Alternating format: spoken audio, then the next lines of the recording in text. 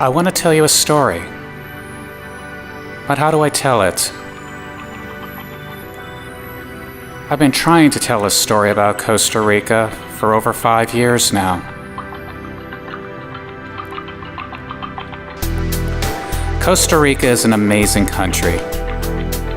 Sandy and I have been here many times. I've lost count how many times. But every time we come here, we've seen something far beyond the obvious beauty that you see in the landscape and the wildlife. We've seen something so rich and intense, we couldn't even come close to describing it or quite capture it on film. In the early days of coming here, we tried to capture the mystery on an iPhone.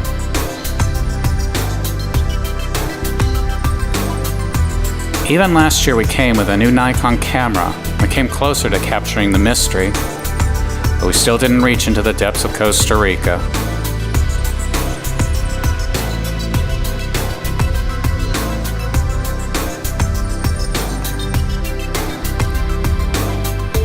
After that trip, I came back more determined than ever to get the story right on our next expedition. So I bought 3 more cameras, high-range scopes, video-grade monitors, and spent over a year struggling to learn everything I could about the equipment. So this year we came armed with knowledge and 3 out of 4 suitcases packed at the brim with camera equipment, and eyes wide open looking for the mystery and the story. Will we finally capture it this time? We found it.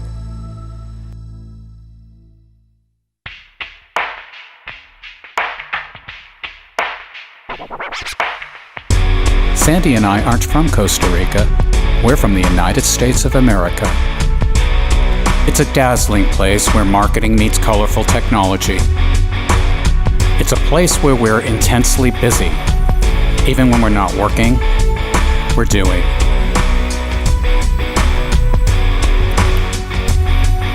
We're relentlessly building and adding on.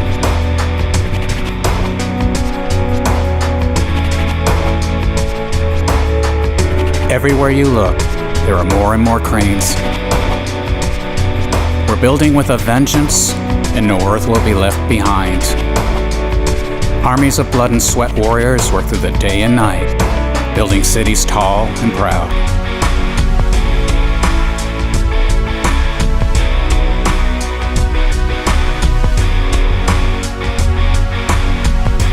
All across the nation, we seem to have a thirst we can't quench for more and more progress.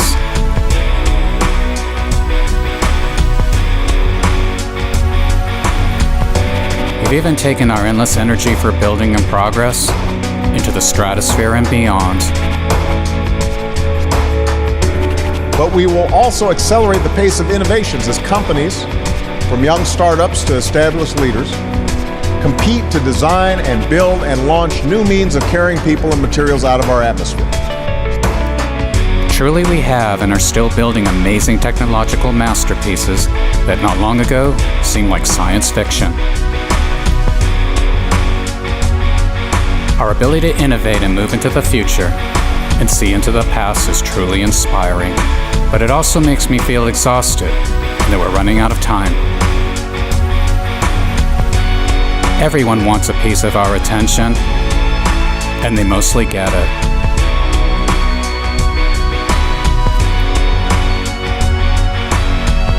I don't know where this is all leading us, but I'm not sure it's a place better than where we've already been.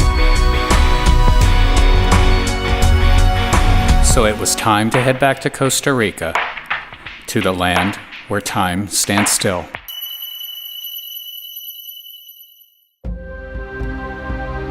Time standing still. That's what I think of when I'm in Costa Rica. A land that stays serene and balanced. What most developed countries must have been like before they got so built out. A place where wildlife is still wild.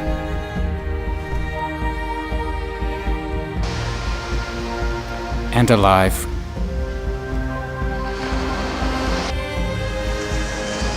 Where it seems there are more empty beaches than you'd ever have time to see.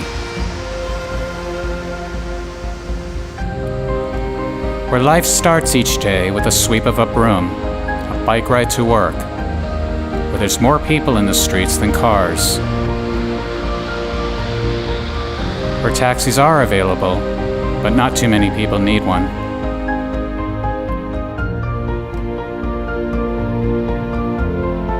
A place where hillsides can feel lost in stillness and silence. Our story over the last few years started in scenes like these in the northwest side of the country in Guanacaste. We knew, though, that there had to be more, and this time we were prepared to go deep and far, to cross the country and see whether this mystery continued there as well, or got even better. So come walk with us now, and we'll take you with us. You'll see what our eyes saw and what our cameras captured. Some of what we saw simply took our breath away. Some of it made us wonder. Most of all, it made us wish for a Costa Rica that holds on to its culture, its values, and its soul.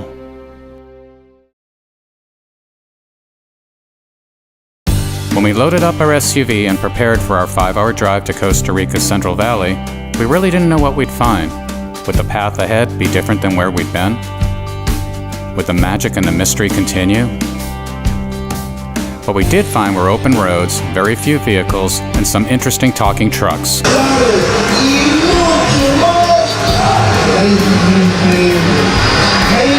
An endless, vast, and peaceful terrain.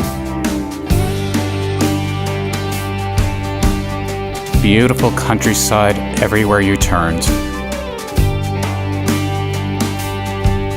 We saw many small towns with simple stores, but ones that had mostly everything you could need, without all those massive neon signs we're so used to in the States. We did run into a few traffic jams, ones caused by 8 cow power. We also saw vehicles with only 1 horsepower, and a lot with 1 moto power, and several with 1 tractor power. And so many free furry friends were around.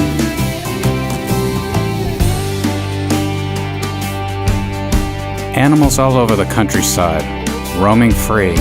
So many, everywhere, still full of vigor and grandeur.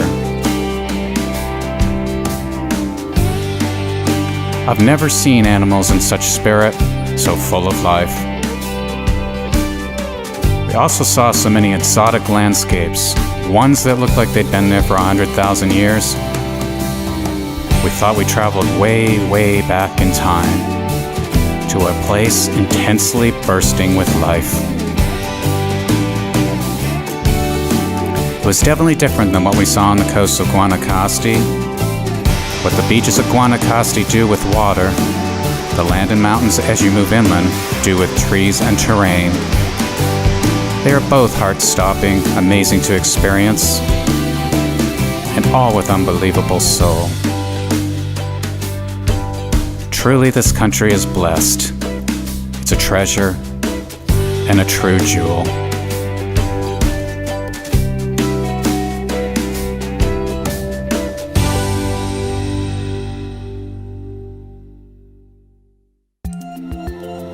After several hours into our journey, we came across a place of timeless beauty in the province of Punta Arenas, an oasis called Villa Caletas. In the 1980s, Frenchman Dennis Roy visited Costa Rica and found a serene paradise, one he had only dreamed of as a young boy in France. He was so taken with the country that he built his paradise on a mountain covered by jungle, 1,150 feet above the beach below. A place where the sun heals the heart and the ocean breezes cool one's soul. Villa Caletas was a virtual impossible construction project driven by a man's childhood dream. 400 men worked side by side to build the 1.5-mile road up the mountainside and then the hotel itself. It was as if Roy was painting passionately with stone and love. At first, only 8 rooms were planned with a French-inspired restaurant. But creative inspiration drove Roy further, and it ultimately evolved into 52 rooms, an amphitheater, a spa, and a second restaurant. Although completed in 1992, it feels as if the hotel was built 1,000 years ago. This wasn't a development built in a rush or built to see how much money could be made. It was about creating a dream of serenity, one that melts into the nature around it and blends into the mountainsides it sits upon.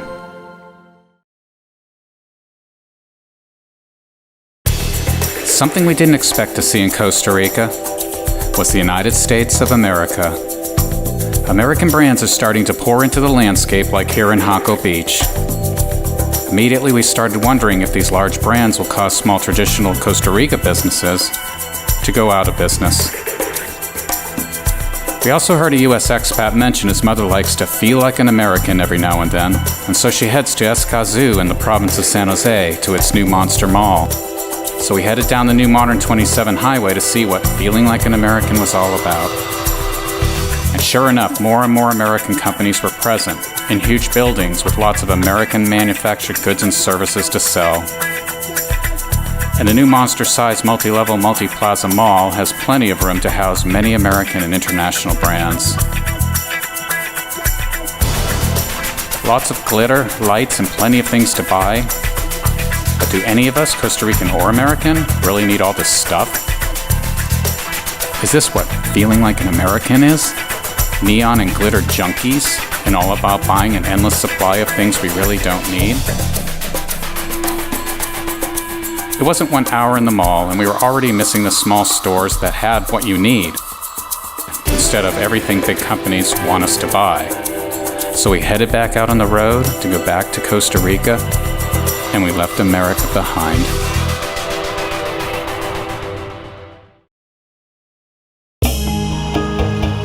Over the next few days, we took our cameras, found our guide Antonio, and we headed deep into the woods of Carrera National Park on a mysterious journey into the wilderness. It wasn't long before way up high in the trees we saw something magical and amazing, but we were too far away for standard lenses, so we pulled out our long-range scopes and video monitors. Slowly and carefully we moved into position to find not one, but 2 scarlet macaws. This rare footage was only possible due to our guide's intricate knowledge of the forest and blind luck.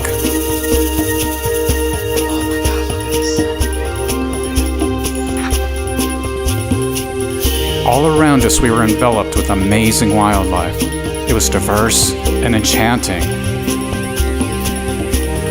These amazing red, yellow, and blue scarlet macaws are large birds. They're almost 3 feet in length, weighing in at about 2 pounds. They're usually only found on the Pacific side of Costa Rica, and they rarely fly on the Caribbean side. Macaws are the largest parrots in the Americas.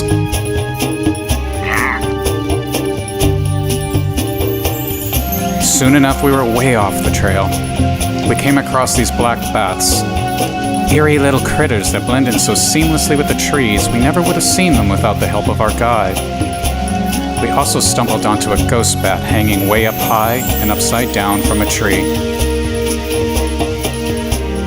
These bats stay so still you'd swear they weren't real. Their piercing eyes and devilish stance made you want to keep checking none had landed on you. And this lizardy guy decided to block our path back out of the deep forest, but he eventually went along his way.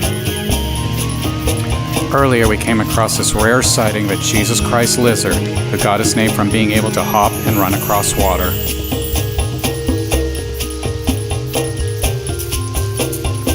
Soon enough we were deep and far enough into the woods to find the elusive white-faced monkeys who we could never seem to get close to. They had evaded our cameras for years, but this time we struck gold.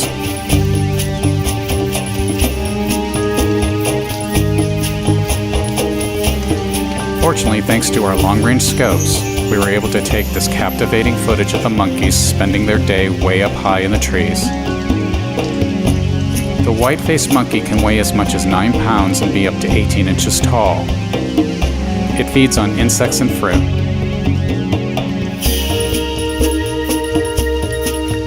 These monkeys probably ate not too long ago and were starting to get ready for midday naps.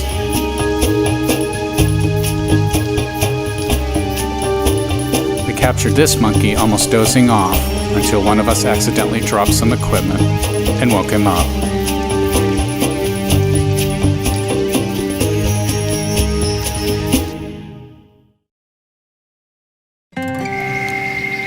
Not long after visiting Carrera National Park, we traveled to a small town called Atenas in Costa Rica's Central Valley.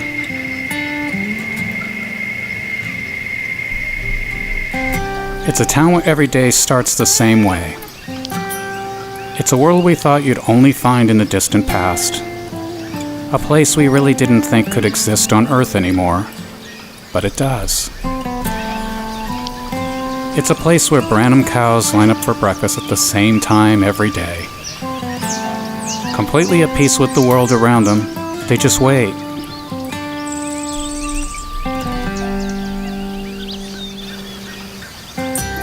And every day Papa does come, and he feeds them. But the food doesn't come from bags filled with processed food that just resembles food. The food these cows eat are from fresh cut stock, grown and cut this morning right on the farm.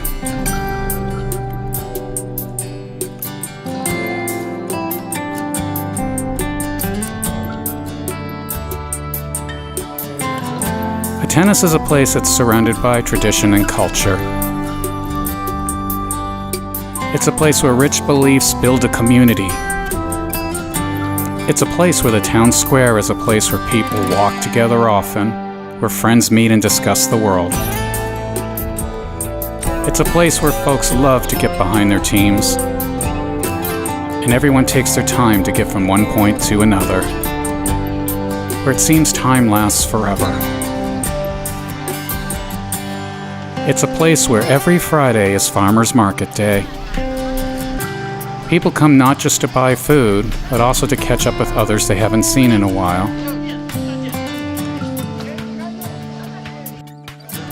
It's a tradition that seems like it's been here forever, like so many other traditions in Costa Rica.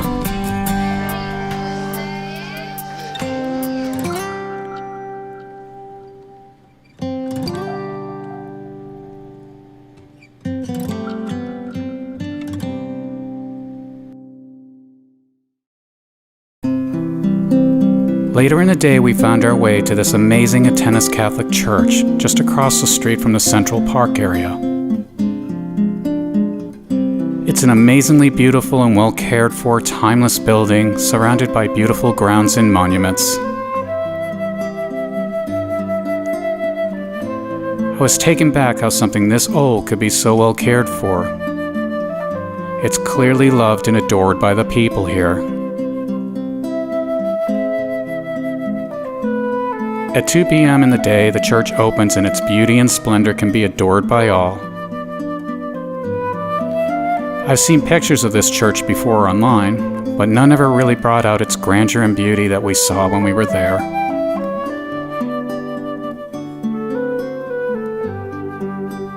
It's so much more beautiful and serene than I ever imagined.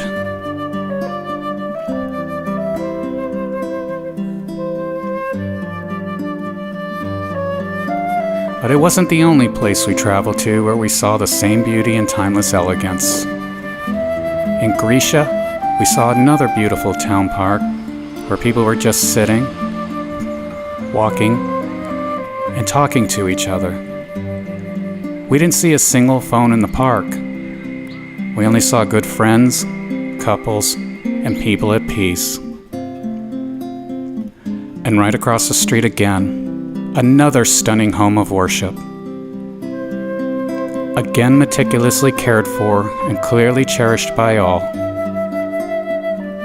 People were coming in all throughout the time we were there, coming to talk with God, coming to find peace. Like the Atenas Church, this church had a glow and a feeling of deep warmth that enveloped you the second you walked in. The works of art in the building were positively striking, and each told their narratives about human struggle, joy, love, and the Almighty God.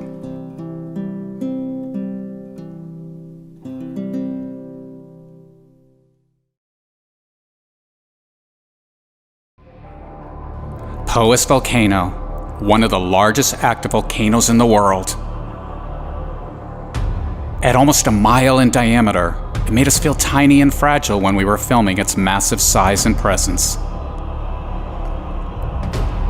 Poas is still active, but no lava has flowed from it since 1954.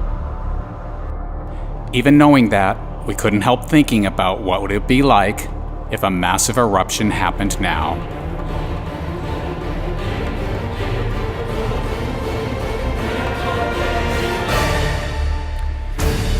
Back in 1910, Poas threw out nearly 1 million tons of ash along with massive plumes of smoke and steam.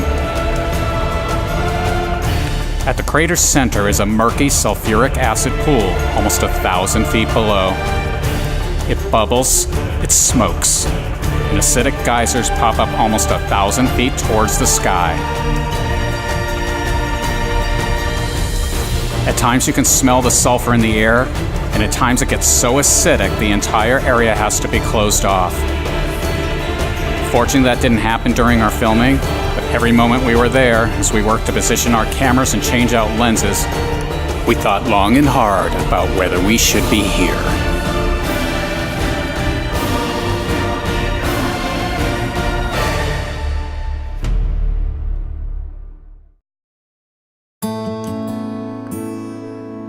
Can you dream anymore?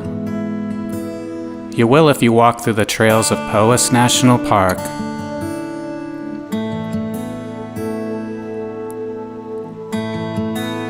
You'll see through the eyes of a young child again and find yourself in a wispy fantasy land that will take you back in time to when everything was new and filled with wonder. Greeting you at the end of one of these trails is the stunning Bodas Lake. Its cold and silky water sits in a crater that is surrounded by a dense and multicolored green cloud forest. The lake is located 2,580 meters above sea level, and it only has a mean depth of about 2 meters. It's about 400 meters across, and the crater last erupted in 7500 BC. What remains is a true work of art. If you've ever had a feeling of time standing still, it will be in Poas Volcano Park and La Paz waterfall areas. Now is always here, and yesterday and tomorrow fade away like pages of a storybook. Remember the wonder? Can you imagine my surprise as I realized I'd never seen a natural large waterfall in person? The only ones I'd seen were ones that man had created. For 50 years, I somehow missed all of this. As you get closer and closer to each waterfall, you feel alive, rejuvenated, and enriched by their intense souls. I wanted to jump in and let the water run down my hands and never, ever come out.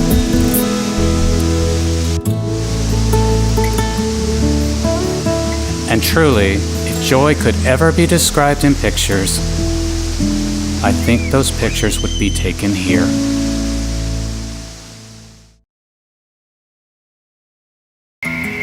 The entire time we were in Costa Rica, we didn't turn on a television once.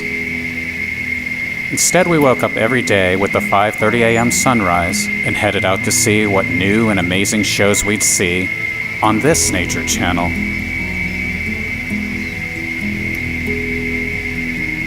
This television was striking and real, in unlimited resolution in full 360-degree surround sound.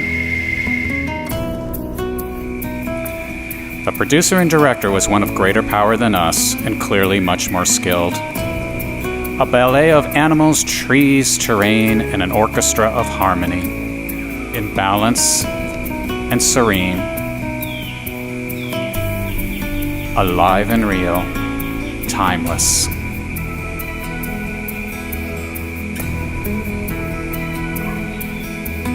We only made one short 2-minute call the entire time we were there. The rest of the time we just talked to people, in person, or didn't talk at all, for hours at a time. Nature did the talking, and we listened. We were so humbled by it all.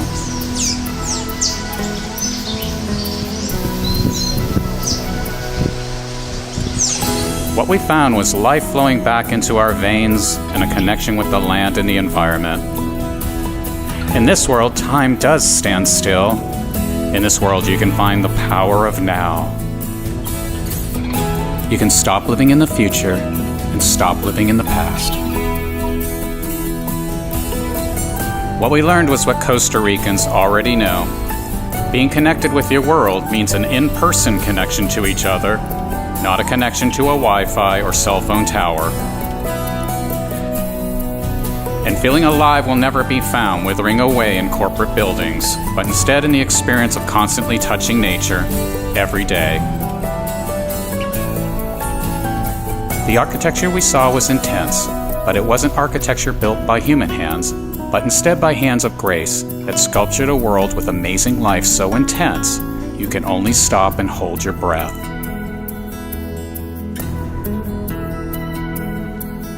Worldwide, we keep trying to create better with advanced technology and endless building and development.